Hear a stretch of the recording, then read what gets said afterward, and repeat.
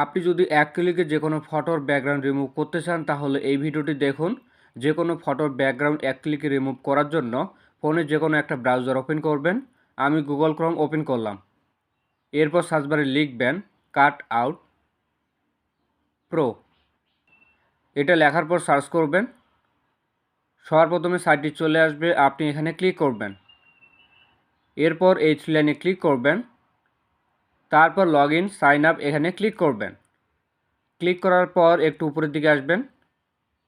এখানে আপনি সাইন আপে ক্লিক করবেন। ক্লিক করার পর কন্টিনিউ উইথ গুগল এখানে ক্লিক করবেন। তারপর আপনার সামনে আপনার ফোনে লগ ইন করা আছে সবগুলো জিমেল দেখতে পারবেন। এখান থেকে যে কোনো একটা জিমেল আপনি সিলেক্ট করবেন। সিলেক্ট করার পর কন্টিনিউতে ক্লিক করবেন। সাইন আপ করা হয়ে গেলে এবার একটু নিচের দিকে আসবেন। এখানে ইমেজ ব্যাকগ্রাউন্ড রিমুভ এমন একটা লেখা দেখতে পারবেন, আপনি এখানে ক্লিক করবেন। এরপর আপলোড ইমেজ এখানে ক্লিক করবেন। ক্লিক করার সাথে সাথে ফোনের গ্যালারি ওপেন হয়ে যাবে। গ্যালারি থেকে যে ফটোর ব্যাকগ্রাউন্ড রিমুভ করবেন ওই ফটোটা সিলেক্ট করবেন। সিলেক্ট করার পর ডানে ক্লিক করবেন। এখন কয়েক সেকেন্ড অপেক্ষা করবেন, দেখবেন অটোমেটিক ফটোর পিছনের ব্যাকগ্রাউন্ড ইরেজ হয়ে গেছে। তো দেখেন কত সুন্দরভাবে ফটোটির পিছনে ব্যাকগ্রাউন্ড ইরেজ হয়ে গেছে।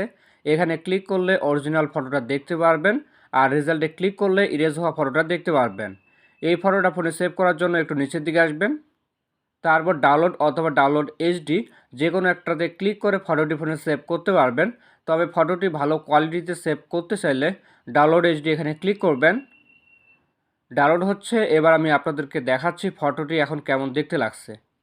এভাবে আপনি খুব সহজে 1 মিনিটের মধ্যে যে কোনো ফটোর ব্যাকগ্রাউন্ড রিমুভ করতে পারবেন কোনো রকম ঝামেলা ছাড়া। ভিডিওটি ভালো লাগলে লাইক করবেন, কমেন্ট করে জানাবেন ভিডিওটি কেমন হয়েছে। সকলে ভালো থাকবেন, ধন্যবাদ।